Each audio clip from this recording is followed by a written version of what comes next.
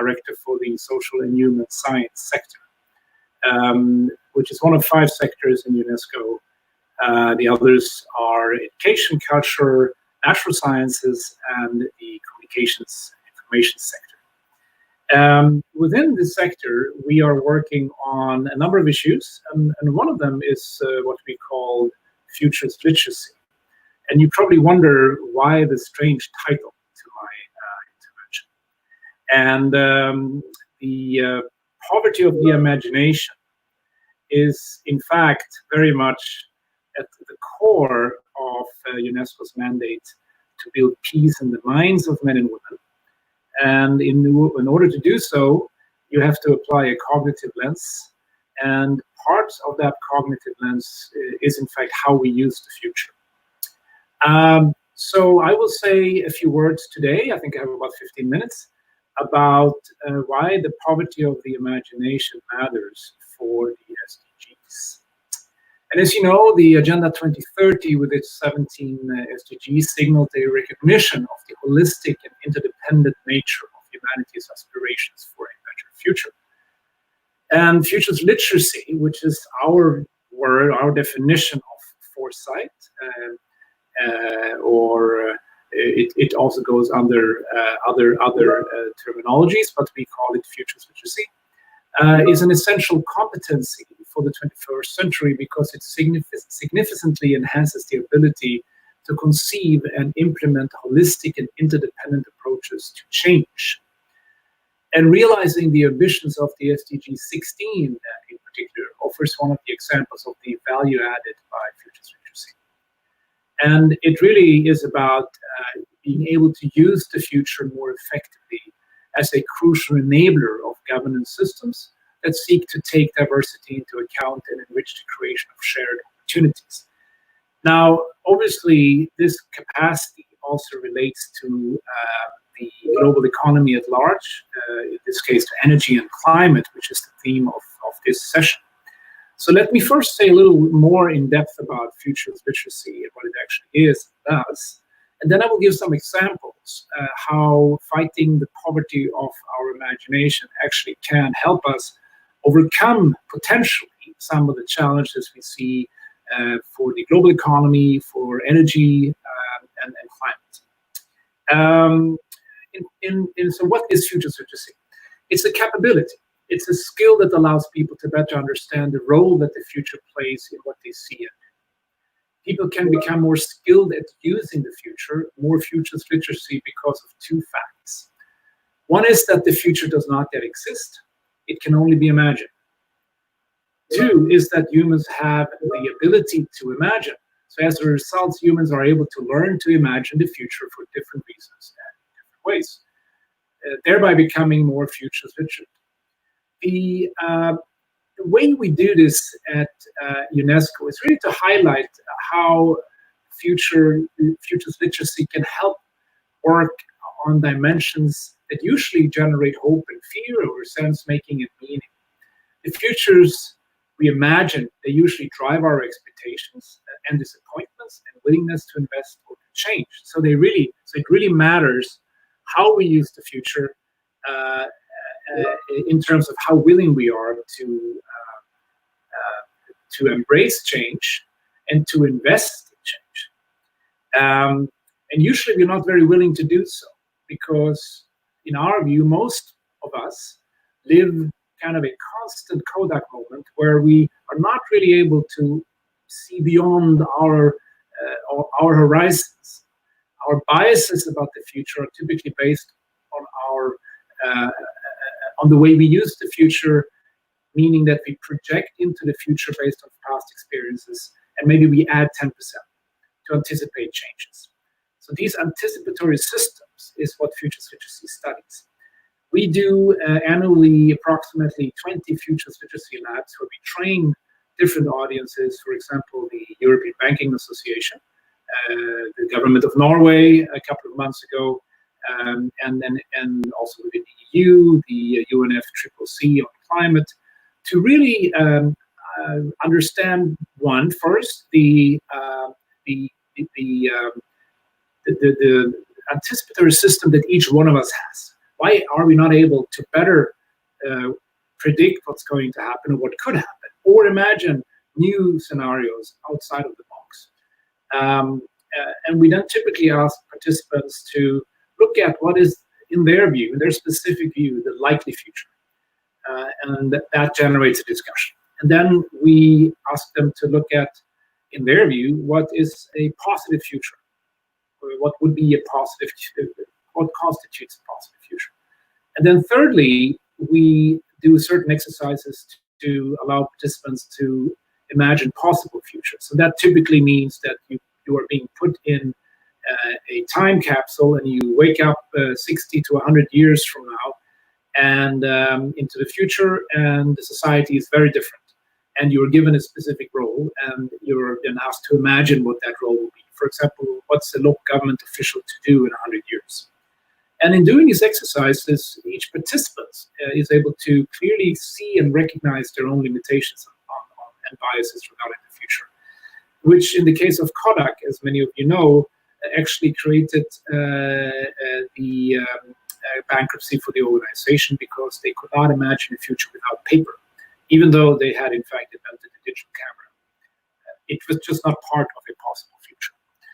So this capacity allows us to really think out of the box, but also to appreciate the uncertainty that we live in all the time, and maybe to look at other ways of existing that are less limiting and less about fear, but about embracing the uncertainty and allowing us to be surprised by what could happen, and actually listen to others that have ideas that do not fit into our current paradigm. Now, how could this capacity help us in the specific areas of global economy, energy, and climate?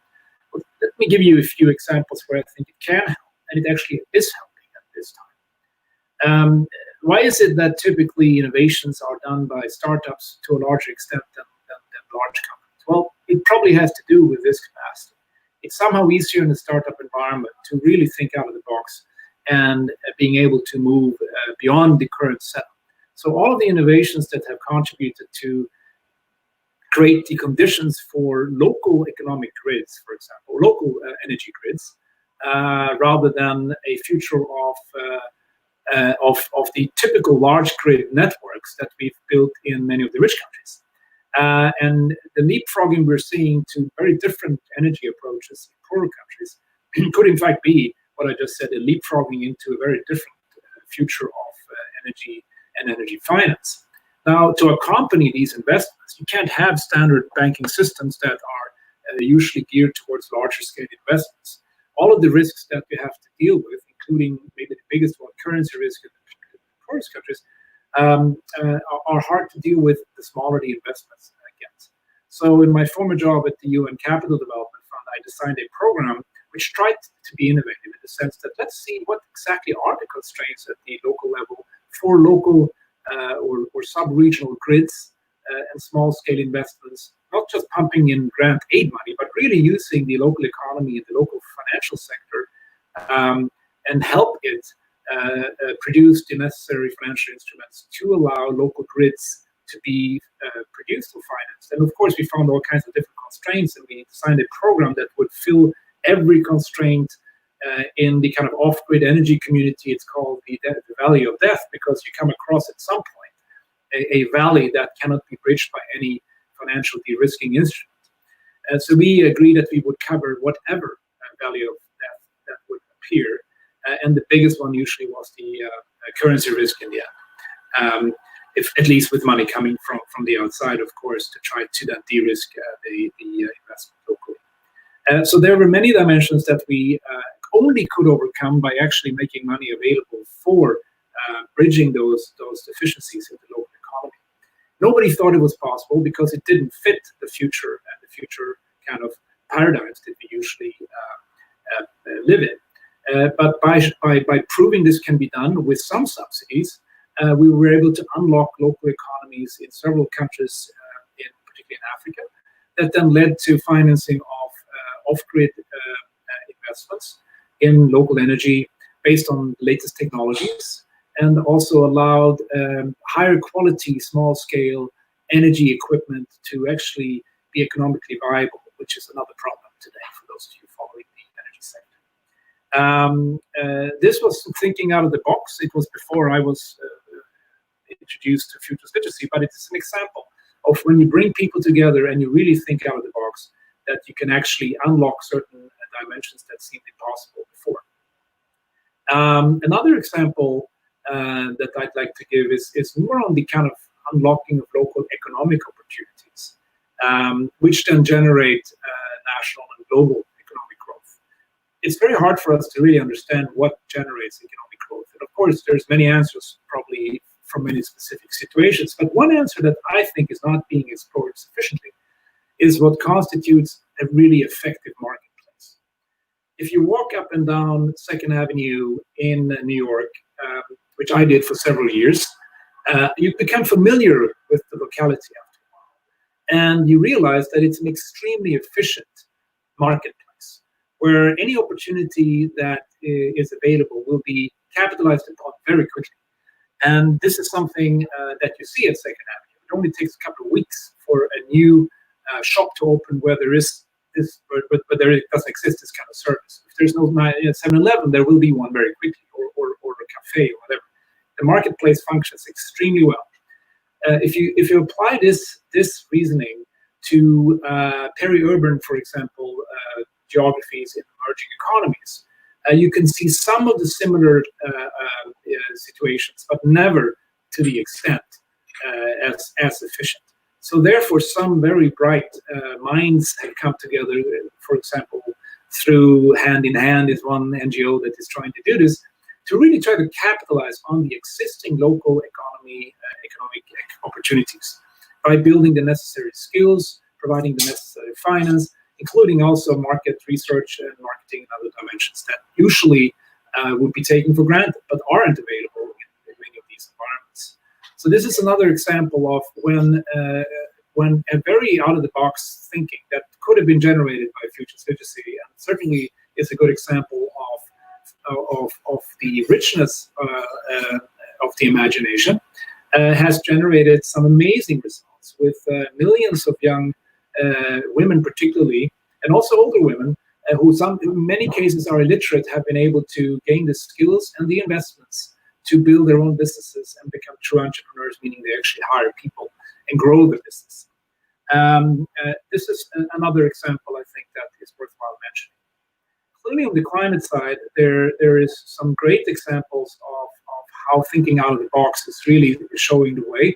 I think generally we tend to be more easily convinced if we can live a reality.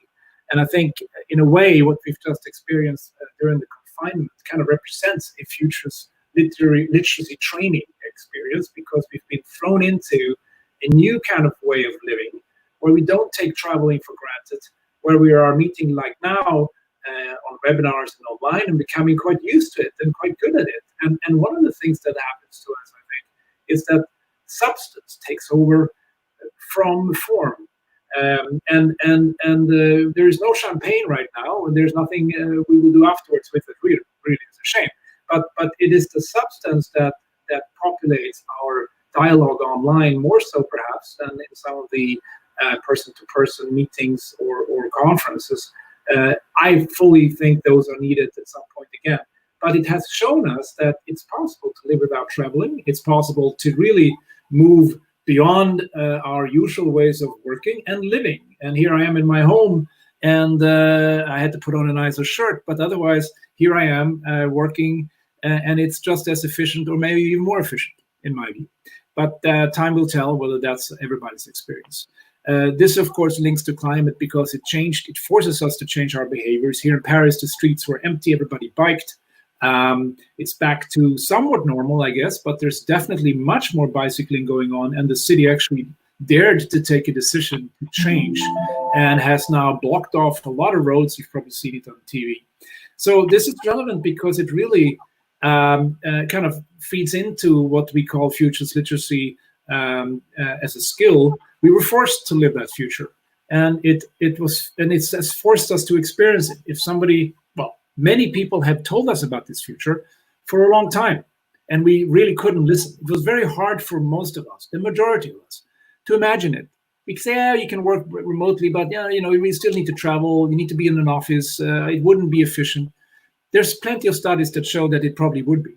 And of course, in terms of climate impact, there's many, many studies and details that show that going into a different mode of work-life balance is excellent for the climate, including remote working. Right now, we are doing it, and we can measure it. So I think to conclude, please do read up on futures literacy. There's plenty of information on UNESCO's website. I'm, of course, available to guide you to different experts. I'm not the expert, but we have several experts, and we have a great network of professors around the world who are actually providing this service to very specific situations. The future of the Aboriginal minority in Australia is a great story that changed their perception of their situation completely by imagining the future differently and working with the future more efficiently. So these are some examples, and my time is already up, but I think it's interesting to look at how thinking out of the box, really thinking out of the box, not just like Kodak tried to do through scenarios, but really stepping back and say, something could be extremely different in 5 years. And I conclude by saying, who saw Elon Musk coming? Who really understood Google when we were all using it, right? At least for me, I thought it was much better than anything else. And of course, everybody had the same experience, I assume. But I didn't think that this is going to grow into a global conglomerate that would change our lives forever. I thought it was still kind of a garage band 10 years into the existing of Google. But yeah, that's me. So I think the paradigm shifts, the technology shifts are very hard to predict. But they're easier to predict if we are more futures literate. And it's actually a much more rich way of existing, because we don't have to be worried too much. I think we work with our fears and assumption of the future by being more futures literate. And we are more open to seeing new dimensions coming our way and to hearing from other people that have ideas that sound absolutely crazy, like Elon Musk. So I stop there, and I ask a question to the audience, which relates to this very much, which I usually like to ask. Have you thought about why there is no money? Why there is no money in Star Trek? I'm not going to give you any answers. There are many reflections on it, and there's a whole community on the web if you're interested in reading up on it. But it's a very interesting question, and it may be just a hint. It does link to the transition from a kind of needs-based society, an industrial society, mass production society, to some kind of knowledge society where the basic services are provided, not because they're bad or not because nobody is working with these services, but they're probably very high quality and available in whatever way, maybe because they've become so cheap, or AI is doing everything or most of it. So there is some answers to be had there that sound completely out of the box or impossible for us to even conceive, only in the future that is a science fiction that is several hundred years away. But maybe there's some answers there for how we could co-leapfrog together with poorer countries into a future without having to go through transitioning into manufacturing types of societies or economies, but actually leapfrog into a service or knowledge economy where we're all accessing high quality, low cost services, and where the knowledge society has grown us into individuals that actually can focus on growing as individuals, being innovative, creative. The arts come into the picture, a work-life balance that looks very different. And this doesn't have to be 100 years from now. This could be quite soon. Thank you. Magnus, thank you very much for your inspiring and highlighting, vision. Maybe one last word in less than a minute. What will be your recommendation, your inspiring thoughts for the citizens of the world that are listening to us today? They really literally are coming from all continents. So what will be the I would say the seed that you would like to share with them that will help them on their journey of creativity and empowerment? Thank you. Well, usually what comes out of our Futures Literacy Lab is what I said, some kind of knowledge society existence. Think about what that means to you specifically, to you individually. What is it you would do in that situation? Maybe you would start learning how to play the trumpet, or you would, well, one thing you probably would do is you would really be inspired to really understand what you like, not just what you need, because we probably know that better in the future because we have better systems to analyze our physical and mental situation. But what do you like? What is it actually that you like, and what inspires you? I believe if we all take a very good thought about that, and reflection about that, we are in a much better place.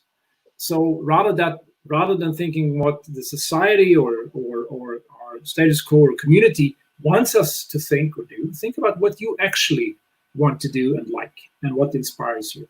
I think that is actually the key to a sustainable society. Again, it sounds completely crazy and out of the box, but that's what UNESCO is sometimes about. Thank you. Magnus Magnusson from UNESCO, thank you very much for joining us today, and looking forward, like building bridges of collaboration to impact the world in a common future. All the best, Magnus. Thank you. Thank you for joining us. Thank you. So now we are going to call for the next speaker, Michel Saloff Coste.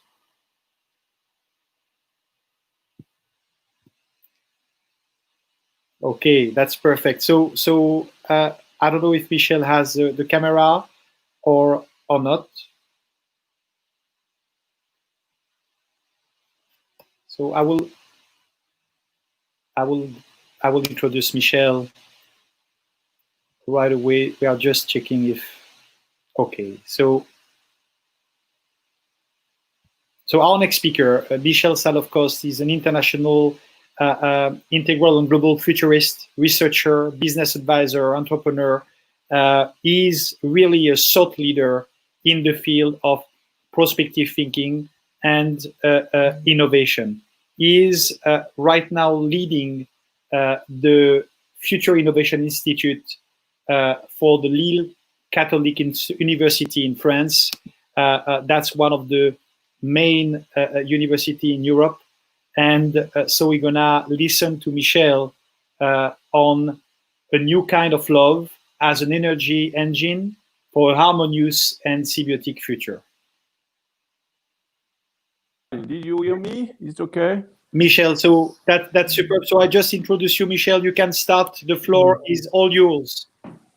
Thank you very much. So, hello, everybody. Thank you very much for this opportunity to explain a little key ideas about the future. My work is mostly about future. I have worked all my life studying future possibilities.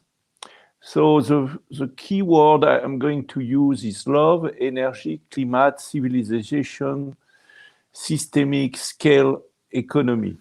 So first, let's begin by love. Sometimes we finish by love, but I won't really begin by love because it is a very serious question. I am not speaking about romantic love, about, oh, I love you, in a hippie way.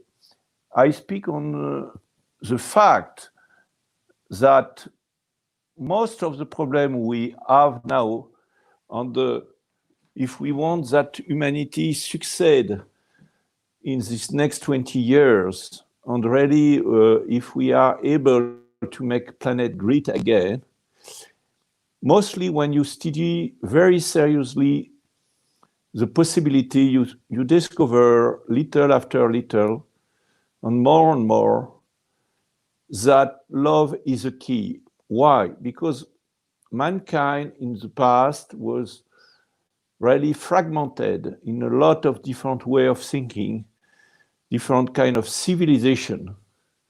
And clearly when we are confronted to a very profound transformation, as we are confronted now, everything will depend if mankind is able to love himself.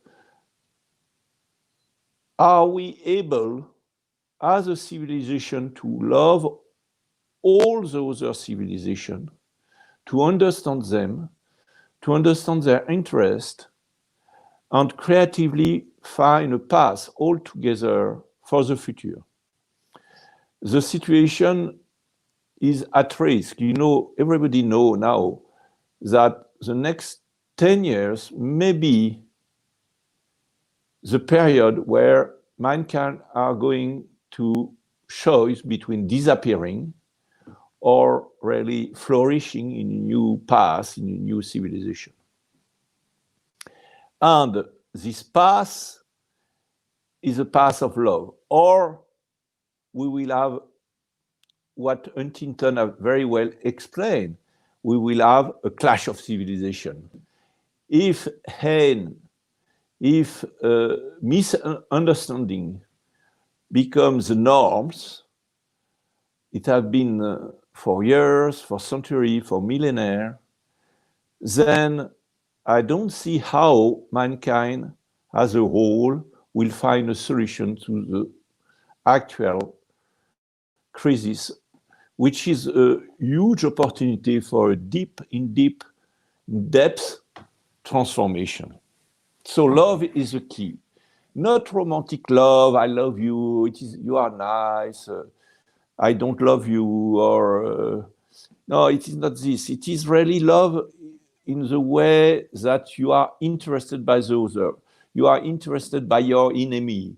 You are interested to really even love those persons you don't understand. You even are able to love the people you don't love, the people who have other kind of idea, who have a background who makes them very different from you.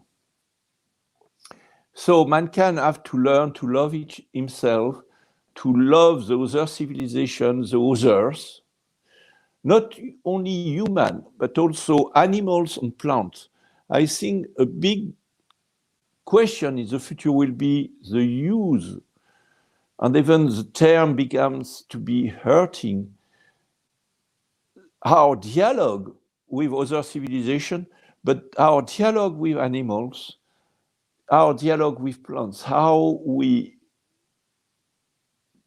stop to consider the animals and plants are just as furniture for ourselves, but really we consider that plant and animal are part of living system, and we are part of this living system, and we have to learn from plant and animals how to behave on a good way with our life support, our living system.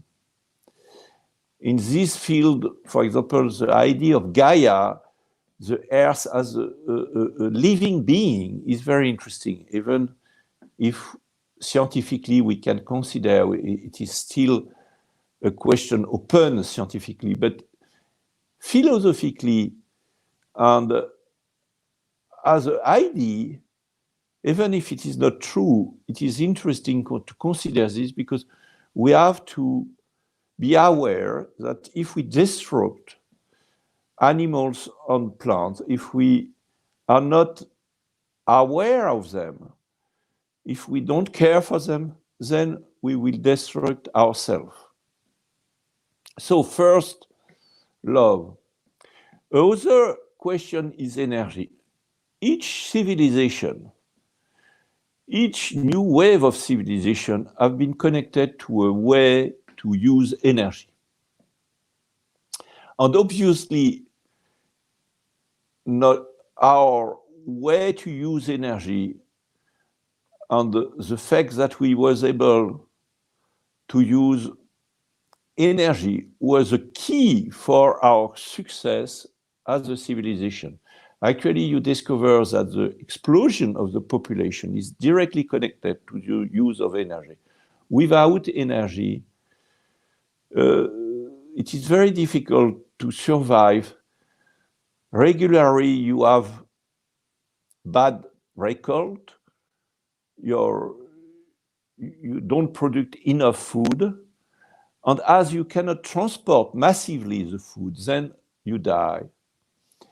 And so for millennia, mankind was developing, but very slowly. Let's remember that in 1850, we was only 1 billion. And now we are 7 billion and soon 9 billion. And that is directly connected to our use of energy.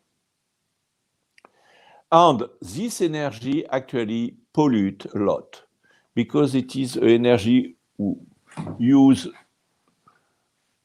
carbon, and we diffuse a lot of CO2 in the atmosphere. And that kills.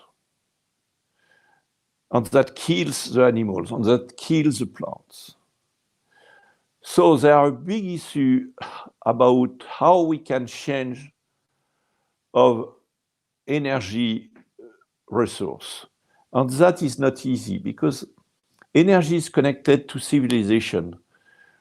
When you speak, for example, to somebody, Inuit, for example, who are living, all the civilization is built around the animals you can find on the North Pole. And you say, okay, no, you should not kill those animals. Then all the civilizations, the legends, the mythology get away. And we are a little in the same situation where we need to reimagine all our civilization on the base on a new kind of energy.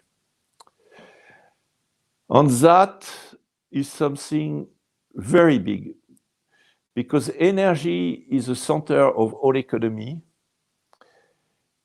Any economy grows connected with the use of energy. So touching and moving from our old type of energy to a new type of energy in the next 10 years, it is what we need if we want to survive. And we are already late. It is very difficult to imagine how mankind is going to move. It is a very serious issue. So it is why I launched Design Me a Planet. It was a tentative to meet experts, to meet family, and even children was drawing planet.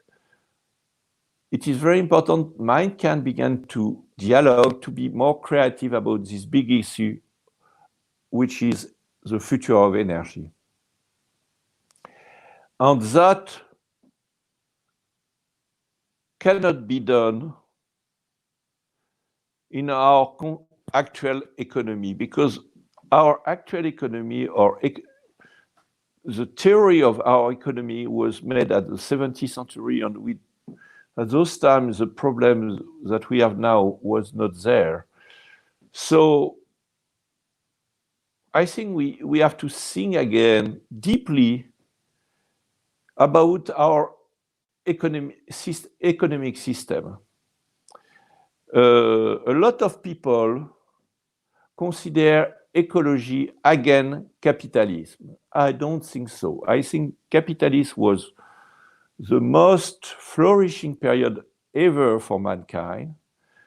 So we need to invent something which is not a return to the past, to a pre-capitalism situation. We need to invent a new kind of economy. As we invent 70 years ago, we invent the modern economy. We need to reinvent even the base, the scientific base of our economy. And that it is a huge issue.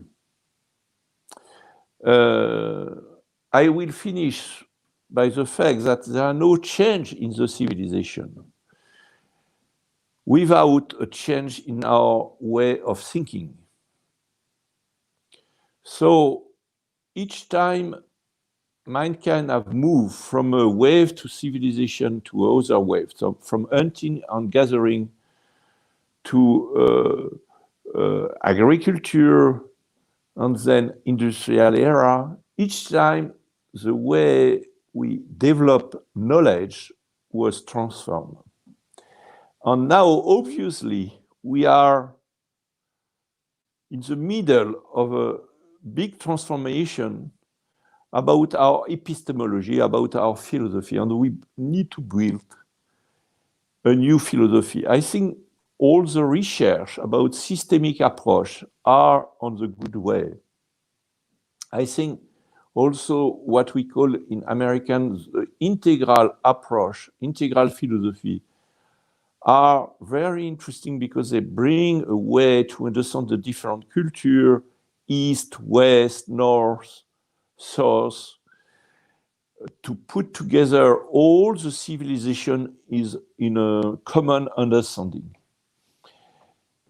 So there are, at the end, I will say there are 4 key. First, rebuild our philosophical base. All our philosophical base have to be reinvented because philosophical base are the base of the law, the base of the science, the base of sociology. Everything depends on the way we build our knowledge. What is our epistemology? So there are in depth the question of the new kind of epistemology. Then there's the question of rethinking the economy. Then there are the investment in a new platform for a new kind of energy which would be clean. Let's imagine that tomorrow we have a clean energy. Then most of our problem will be solved. If we have clean energy, we can reimagine a grow and a flourishing civilization. Without green energy, without a clean energy, we are confronted to a situation where our past success began our death. So we was very successful in the past. We are in the middle of the largest transition. Nothing ever happened to mankind what happens now. During our lifespan, during our lifetime, we will see either the mankind disappear, and that will be very hurting and very sad, or the ability of the mankind to reinvent himself. And that is fascinating. And we have around 10 years to do this. So I call everybody, each person, to really work on this. You have to read and learn and look outside your own specialty, because even if the industrial era was built on very in-depth specialty, actually the issue of the planet are not anymore specialty, a good lawyers, a good car, a good, even a good science, a good art. It is a question, it is an existential question. It is, does the mankind is able to confront globally the situation? And that asks for a philosophical approach, that asks for a broad, large culture to understand economy, sociology, psychology. We need change makers who are able to mix all those fields, economy, sociology, philosophy, to transform in the next 10 years the planet. It is the most urgent call. Thank you. So let's synthesize all what I've said. First, love is a key, but it is not a romantic love. It's really love the people you don't understand. You can begin with your family. You can begin with the people next door. Really learn to understand others, or others being, other civilization, other culture. It is fascinating and it brings you a lot, because more you understand other culture, more you discover how life is beautiful. More you are large in your mind, more you will be able to save the planet. So we need really to see long term and to see large, to think the planet, because actually we risk more to die. Our existential risk is more to die in a planetary crash than in a car crash. So we need not to take care anymore of our car, but our beautiful planet, which is really unique.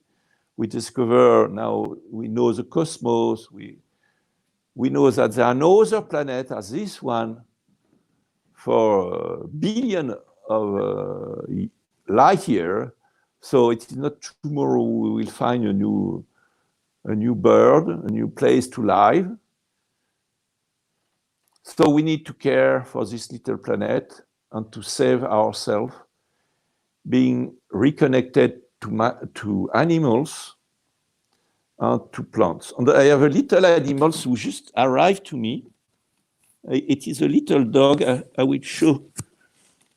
He comes to me just at this time. So he say you hello. And it's so nice. Thank you. I am open to questions. Michel, thank you very much. We will have maybe one question and with an answer of less than a minute, because we are indeed, running out of time for the other speakers. Yes, sir. Michel, if you have, one sentence for the citizen of the world that are listening to us, your statements were absolutely enlightening and very profound. What will be the words you could share with us to inspire and as well to strengthen the seed that we could, as humans, be a protector of the planet? Oh, the word, the only word, and actually I am not the first to say it, it is love, Love is the key. It has been said for centuries, for millionaires. And any person who really learns to love, to understand the other, still the others that you don't understand, it is very important to love the people. And even Jesus Christ said it, it is easy to love your friend, but you have to love your enemy, That is true love. It is really to understand the alternatives, those who don't. And we need this now. It is a survival question. It is an existential question. Are we able to understand all the civilization of the planet? Do you want a clash of civilization? If it is a clash of civilization, nobody will gain anything. We will lose everything. So it is a question of love, I think. Michel, and it is very interesting. Michel, of course, thank you very much for joining us, and we look forward continuing the discussion on another occasion. So thank you for sharing your insightful and visionary statements, and thank you for sharing that lovely baby that show as well the beauty of life. Simply, the animals will learn Earth love because they are very much more loving than Earth. They understand everybody. They love everybody. We need to learn from the animals their way to love. Thank you, Michel. Thank you very much. Bye bye. Bye. Now we are going to be welcomed as well to receive the inspiring speaker Yael Daniell. So Yael Daniell. Okay, so we have Yael Daniell with us. Yael, are you with us? Yes, Yael is with us. Yes, sorry for the delay, but we have, in that all set of sessions, absolutely inspiring people, and we are very glad that you are taking the time to join us from New York. So Yael Daniell is the founder and director of the International Center for Multi-Generational Legacies of Trauma. We are going to have Yael now starting with us. Yael, are you with us?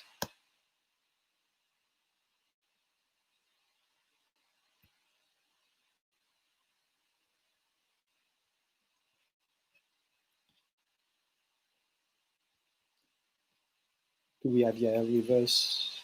Okay, so let me. just share more things Yael has done. So Yael is a clinical psychologist in private practices, a victimologist, pioneering traumatologist, and the director of a group project for Holocaust survivors and their children. She has conducted extensive research for survivors and individuals, families related to that plague. In 2008, she was appointed advisor of victims of terrorism for the Office of the Secretary General of the United Nations.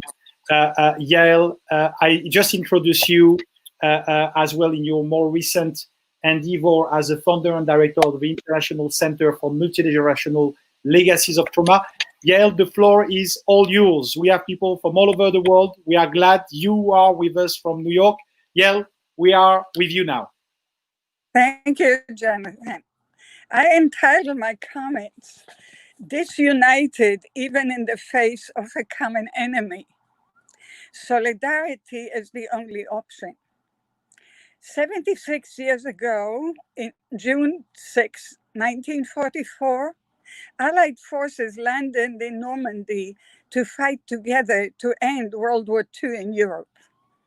By nightfall, approximately 10,000 Allied soldiers, Americans, British, and Canadians, were dead or wounded, but more than 100,000 had made it ashore and secured the French coast.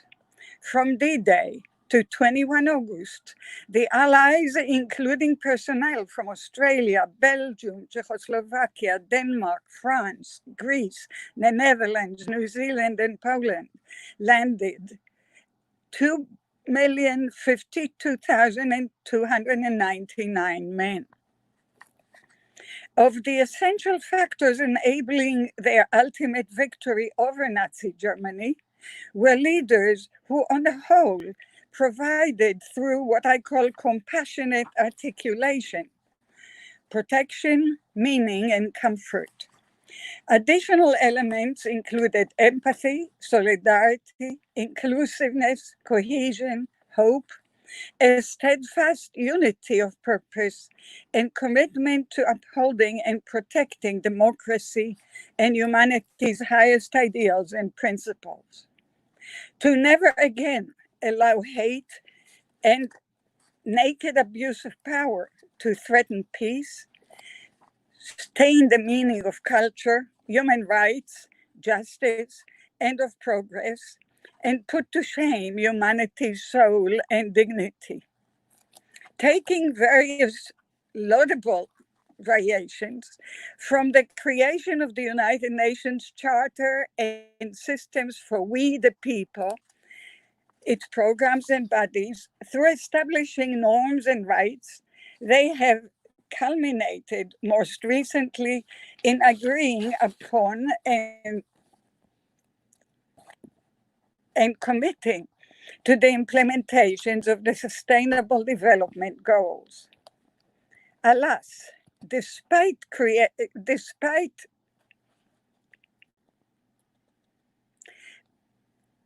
amazing efforts, even prior to the outbreak of COVID-19, and only 2 generations after D-Day's triumph of solidarity, many of these promises have proven wanting. With a few shining examples, the international community's response to COVID-19 has cruelly torn off humanity's now seeming mask. After exhausting multiple additional never-agains, it has laid bare the all too many ingrained and renewed ruptured fault lines. Today's allies and frontliners are those who are tirelessly and often at their own, their families, and all of our community's perils, providing with humanity and unquestionable dedication the protection, aid, food, delivery, care, and comfort.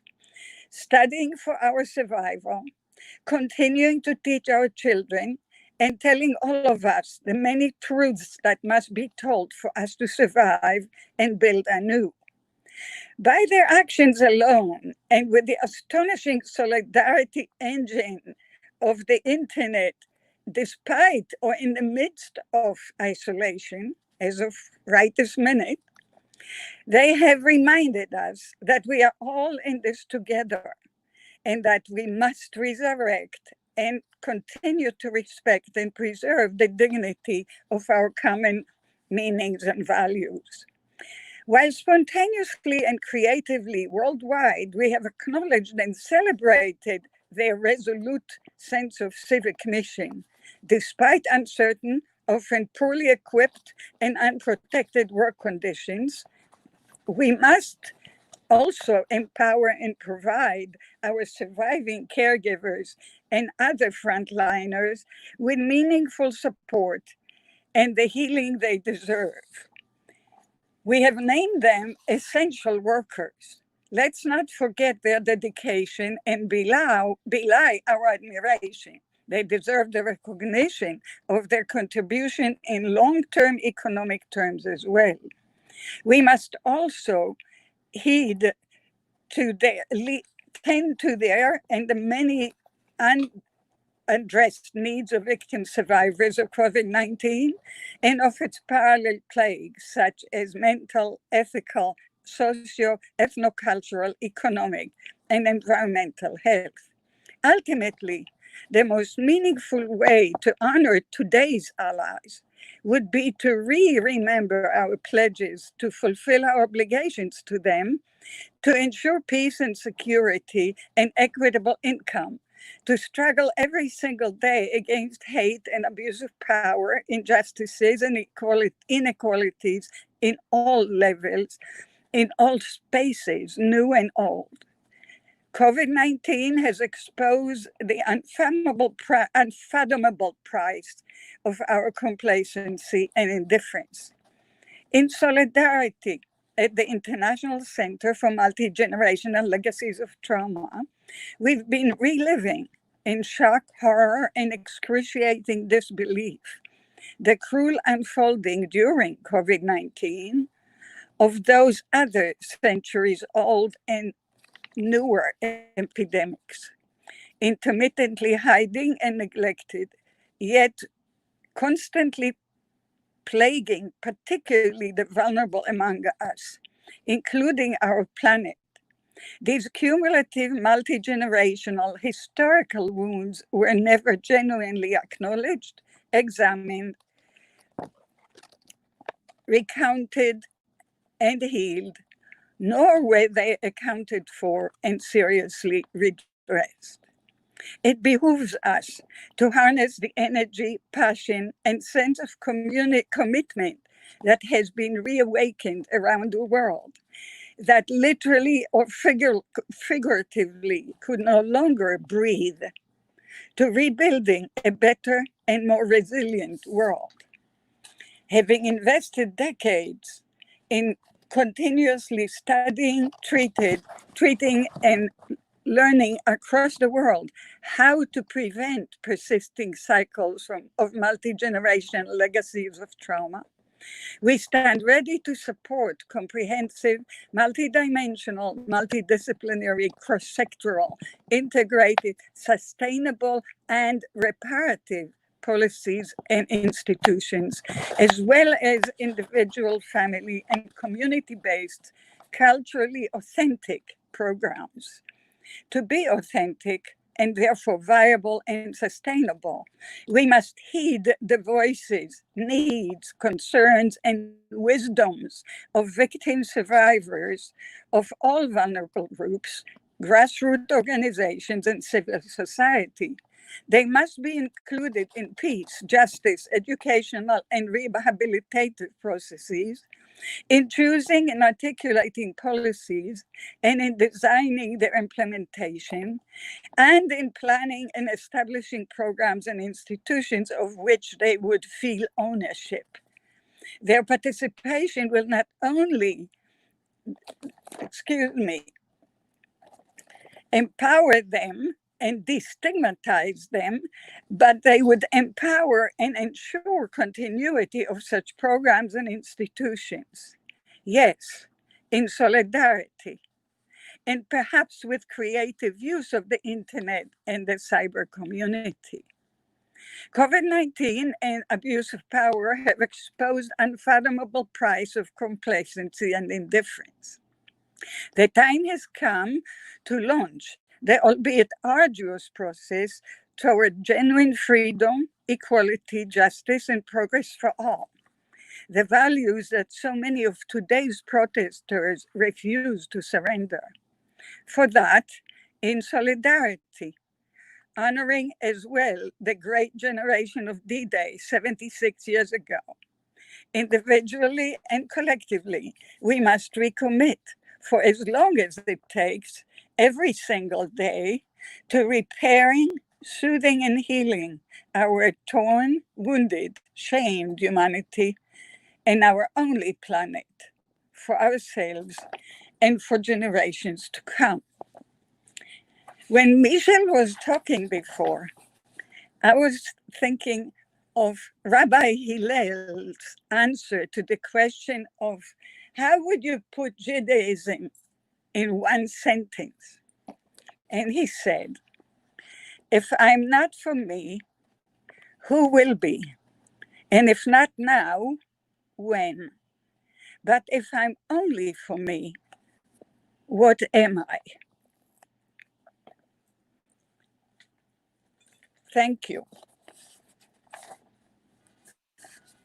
Yael, thank you very much for those moving words and thoughts that are very in depth and that are touching our hearts across all continents. We have people from all continents, and I will be quoting them at the end in the closing remarks.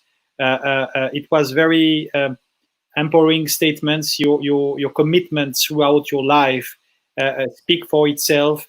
And what I will say is the best is to come.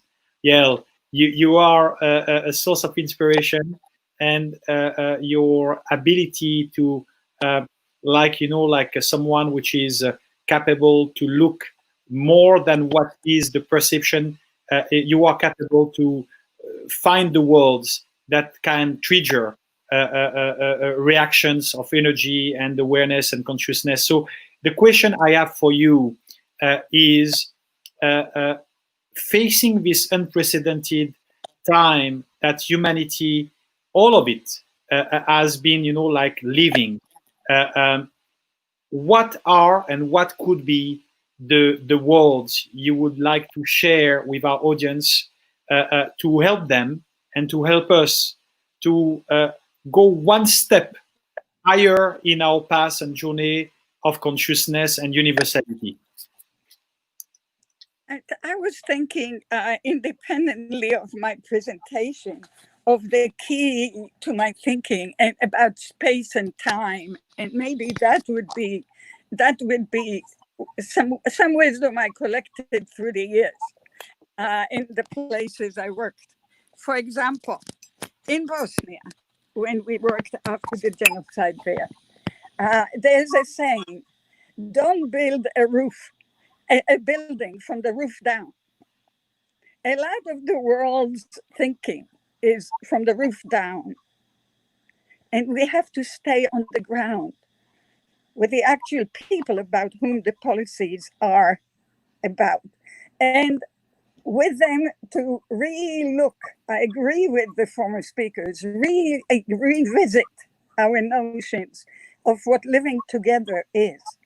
And I'm very much in the midst of COVID-19 and what it exposed. For example, we are anticipating a meeting on a summit on domestic violence, in which we are going to examine what being at home means for people, for women, for children, for disabled, for elderly, for LGBTQ people, and to think of our planet as a home as well. This is the time to become addicted to the internet, and I've become webinar addict because it's amazing what you can learn today, which before was hidden in university classes. And one of the things I learned was the thinking, for example, that we can take care of the environment and provide jobs at the same time. For example, to invest in infrastructure for clean energy all over the world, including in the South. Now, in terms, I want to also speak about the issue of time. The former speaker too addressed the issue of urgency. We live in an urgent time of challenge to our existence, all the way from our home, the planet, to a private home, to living together with others. We don't know how we will live together after COVID-19 yet. We would know what we don't know what love will have. How love will express itself in a safe way in the future. We are faced with many unknowns, which of course is scary on the one hand, and sad to let old ways of life go, but also very exciting. And so while we are closed at home in order to protect ourselves, we can open ourselves to new ways of being together that are safe, that are helpful. But the key word, the former speaker said, love. I agree. Hope, yes. In solidarity. COVID told us we are all together in this. If one of us gets sick, we're all in danger. We must heed that call. It's not a new call. COVID just made it talk. And Jonathan, what you do is amazing. So let me recommend that you keep doing what you're doing. Thank you. Thank you, Yael. Thank you very much. Yael, thank you very much for sharing your thoughts. May I, Jonathan, forgive me, may I add one more thought? Please. Because we really must also address the policymakers. Most policymakers invoke future generations in their speeches to get effect, but their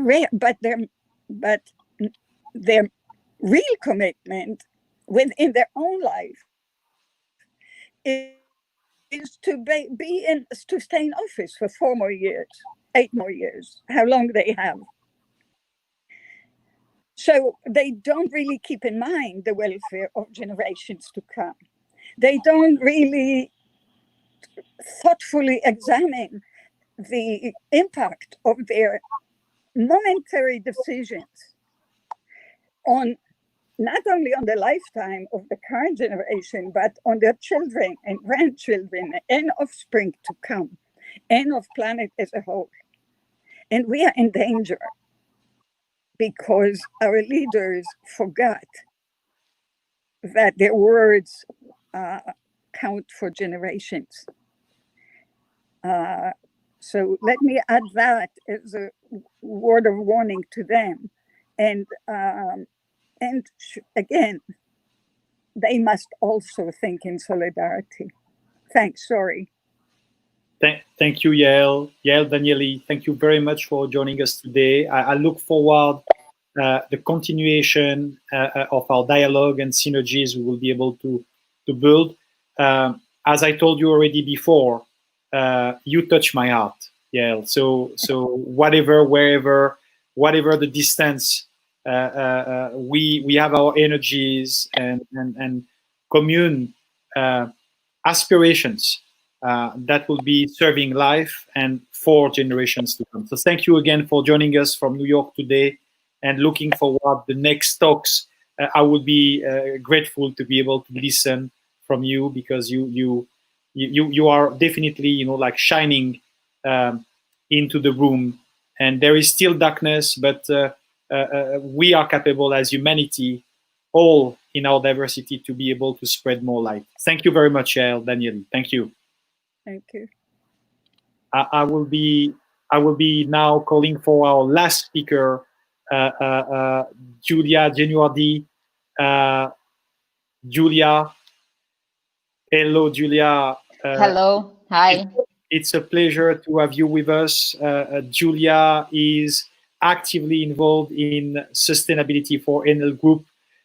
Julia, thank you for making the time, for your passions as well. We had some absolutely unbelievable speaker, and we had to let the flow continue, and we will continue with you as well. So, Julia, please go ahead. The floor is all yours, and we look forward your statements and your thoughts on the topics you will be sharing with us now. So please go ahead, Julia. Thanks a lot, and thanks all speaker before, because I think that I really convinced that the speech of Mrs. Yael Daniell is really interesting and important for us that work in a company, because many speakers before speak about solidarity, love, humanity. And I think that in this moment, the real challenge is to embed this kind of concept and thought inside a company, because sometimes inside a company, we have many constraints that give us the opportunity to improve the way in which our employees works. So I think that today I can change something in the company when I will restart to rethink some processes. I have some slides that I would like to share with you. I don't know if you see the slide.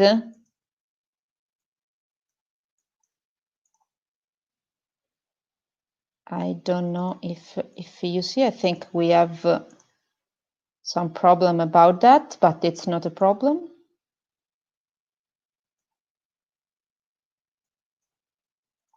Okay, perfect. Thanks. If we can go to the other slide, please. Okay, perfect. This is exactly the imaging that I want to share with you, and I want to illustrate why in Enel we have decided to work on open innovability. I know that it's a strange word, but for us it's really the main purpose of our activities, because we are strongly convinced that our purpose is sustainability. So we have to consider all the topics that are relevant in the new normal. So for us, it's not only important the industrial view of our businesses. For us, it's important the environmental view, the social view, and also the governance view. But in order to improve and to embed sustainability in our business model, it's necessary that we work on innovation. It's impossible for us working on sustainability without innovation, and it's impossible to work on innovation without considering the main purpose, that is sustainability. For this reason, we have called this, we have defined this new word that it's innovability, so innovation and sustainability. And we put another word with innovability that is open, because for us it's really important to identify the stakeholder needs, working with the stakeholder, co-create with the stakeholder. As you know, many people say, yes, we have to create shared value with the stakeholders. For us, the shared value is an ex post view. We create something in different way, and then we share and we compare this kind of value. We want to co-create this kind of value.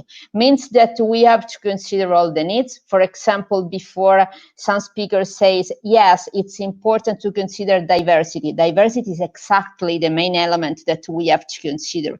It's not a diversity only in terms of gender or nationality or anything else. Is a diversity in terms of ideas, is innovation in terms of proactivity, in terms of new ways to put in place the business model.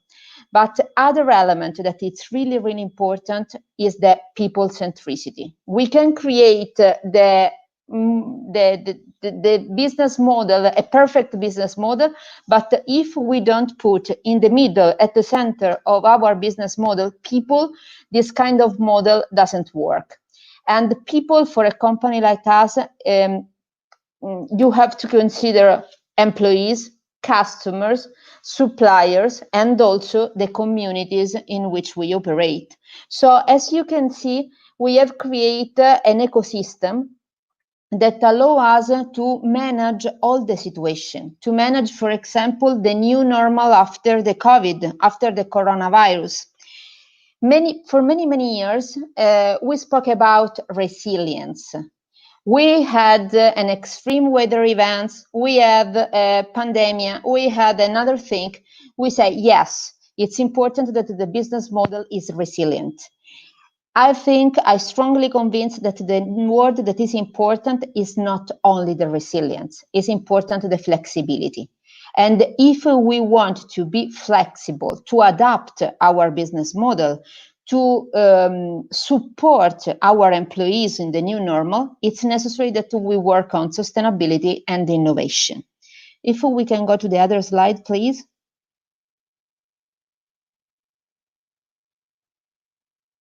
Thanks. In this chart, you have a brief representation of our strategy. We want to create sustainable long-term value creation for all stakeholders.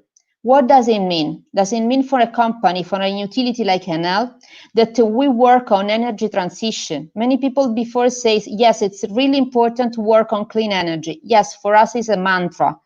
For us, decarbonization is a main topic of our strategy. Decarbonization linked to electrification, because it's necessary that we use energy to produce and to create new services and new value. But we can create this kind of thing only if we have strong infrastructure and if we have an ecosystem and platform that allow us to catch decarbonization and electrification. If we want to catch this kind of target, we are totally aligned with the Sustainable Development Goals. For example, working on energy transition means working on SDG 13, the climate change. We want to reduce the CO2 emission. And how we reduce the CO2 emission? Growing in renewable capacity, that is exactly the SDG 7, creating strong infrastructure and promoting innovation, SDG 9, and promote the creation of sustainable cities, so SDG 11. Our business model is strongly linked with the sustainable progress, with the sustainable development goals.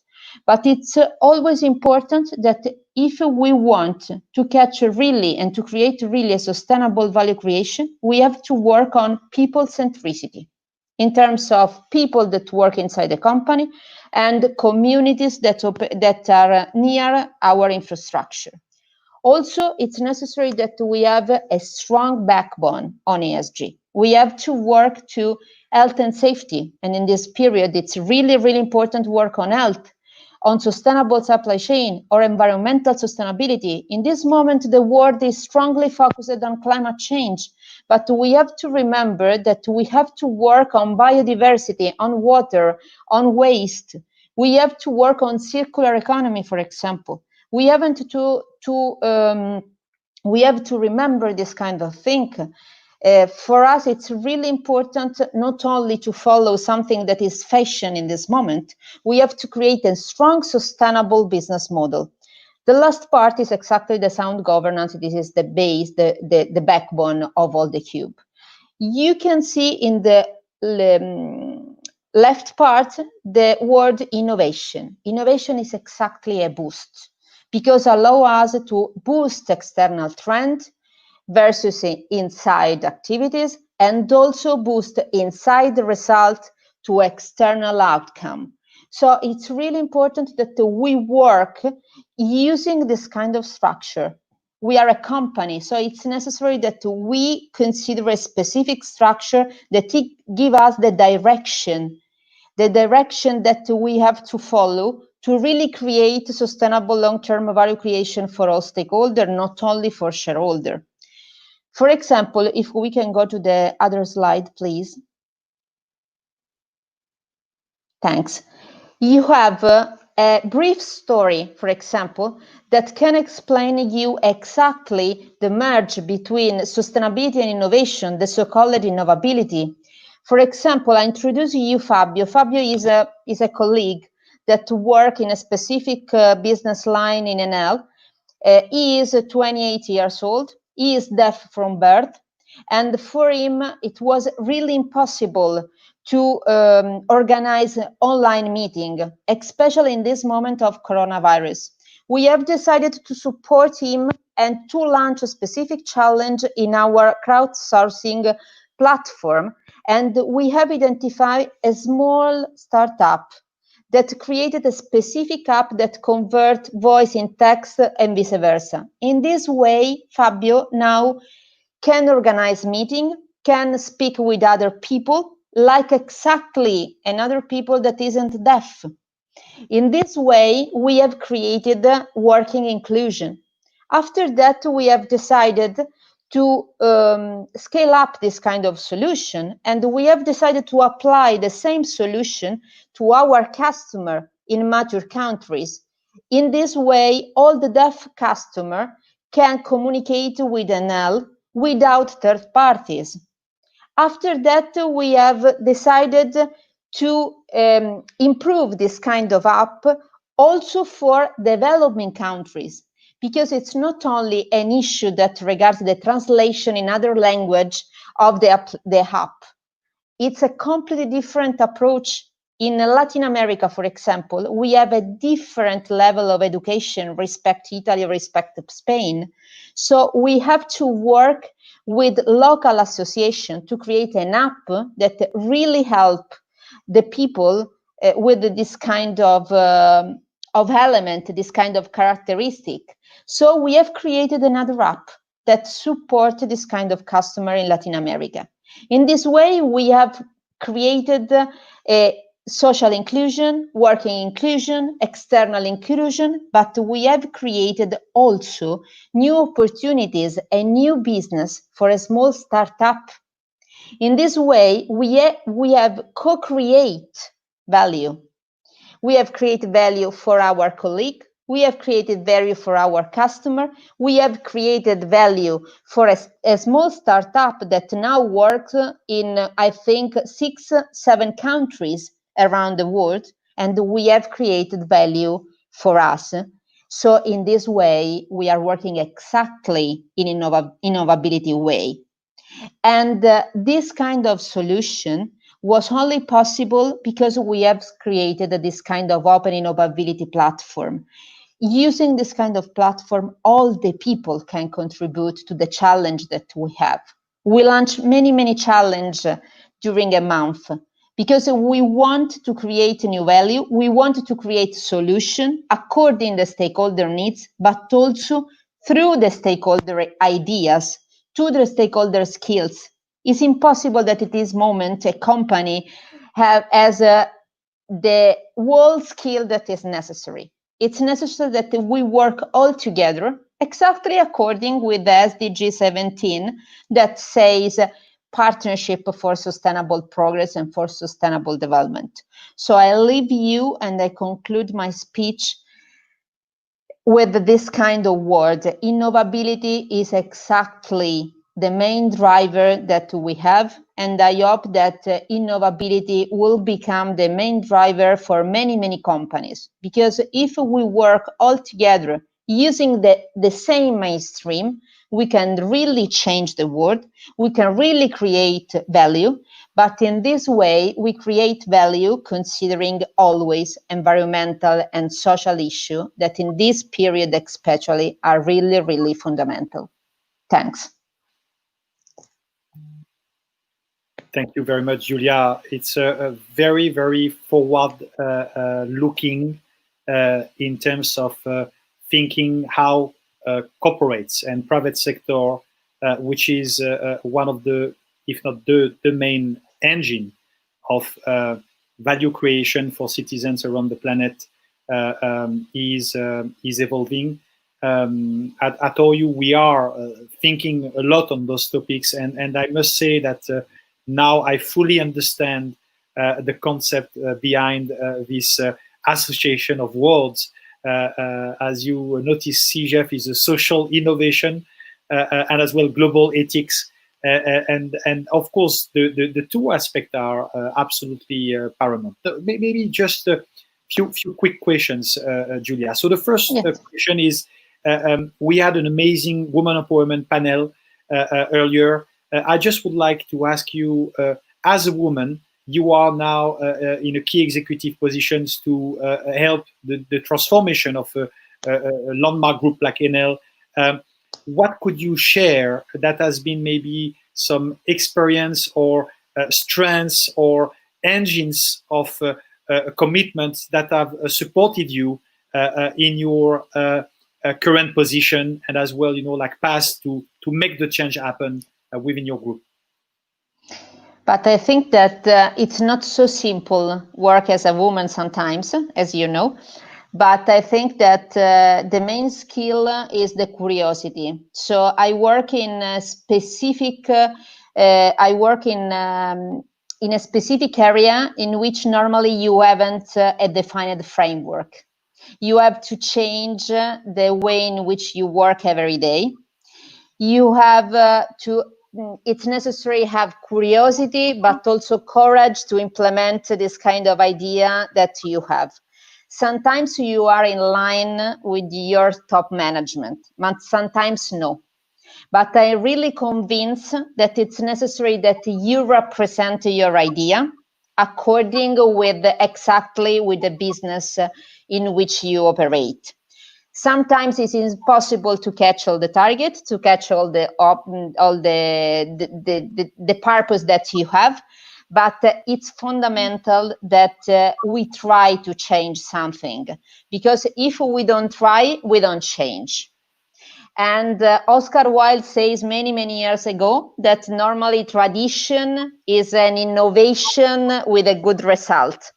So we have to try to innovate, to create, in order to create a new tradition. And so it's not so simple. Sometimes you have to fight, really to fight with other people, but always we have an issue that regards the culture. Many people want to work in the comfort zone, and sometimes when you explain them that you have other reality that sometimes are simple probably, and simple to see for me, but not for them, sometimes it's necessary that we fight. But it's necessary that we work a lot on the cultural change, I think, because we are in a world that in every day we change. Consider that I was in the office on Friday, and after one day, I was at home, and I remain at home for 6 months. And so completely all the processes, all the topic, it's necessary that change. So it's necessary that we are the first mover in this kind of thing, especially because I am a woman. Thank you, Julia. I appreciate, and I think it was important to grow through, like that understanding. The other important point that I capture from what you say, and that I think is very important, is you are not just looking at it from an Enel point of view. You are developing this concept that can actually, like spread to the private sector and multi-stakeholders. And this is as well, a principle of humility to understand that now we don't have the time to continue in silo, but we have, like to work together. And this COVID-19 situation could act as a catalyst. So maybe one question about after and during this COVID-19, do you see that as maybe a supportive strength for your transformation contribution for your group and what you could build, inspiring other stakeholders in the field, or you see it maybe as a more like a pragmatic challenges to articulate and convey and continue your path to build this concept into a reality? I think that a specific characteristic of sustainable approach that in NL we have is try to identify the weak signals before. So we worked so hard involving stakeholders before the COVID-19. So we have created a strong structure that allowed us to manage COVID-19 in the correct way. So I don't think that we will change our approach because we include stakeholders in all decisions. We perform a specific so-called materiality analysis in which we identify the priorities for stakeholders and the priorities for the company, and we try to merge this kind of priorities. It's normal that the way in which we work will change, because consider that in this moment, 50% of the people of the company around the world, because NL works in more than 30 countries, work at home. So probably we want to use this kind of experience to create a new working way in the future. We want to use this kind of experience because we are not the same of before. So we want to put in value this kind of moment. We had created a specific structure that allowed us to manage correctly this kind of moment. But we want now to use and to put in value all the experience that we have created in this kind of month.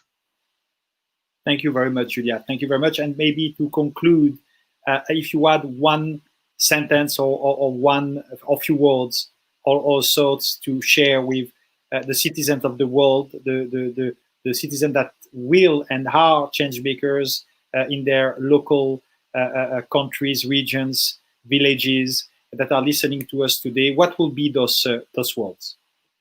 I think that the four words probably are open, because it's necessary. We are not alone. It's necessary that we work all together, and that we are open to all ideas, all experience, all diversities. Second one is exactly ideas, because ideas will be exactly the value of the future. Third one is curiosity. But the last one, especially for a company, is execution. So it's necessary that we work on what we define. So if we create many ideas and we don't execute this one, we don't create value. So I think that these four words are exactly the word that we have to use.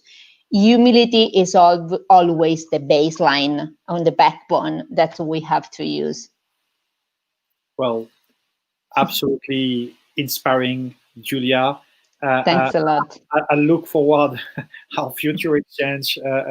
I'm always, very pleased to see that whatever is the place, the creativity and the true willingness to make humanity progress can actually be spreading everywhere. And I feel very grateful to have in such a day so many amazing persons that are very committed in their respective fields, and you are making humanity progress in your executive position in that NL Group Corporation. So thank you very much, Julia, and we look forward building strong synergies with you. All the best, Julia. All the best. All the best.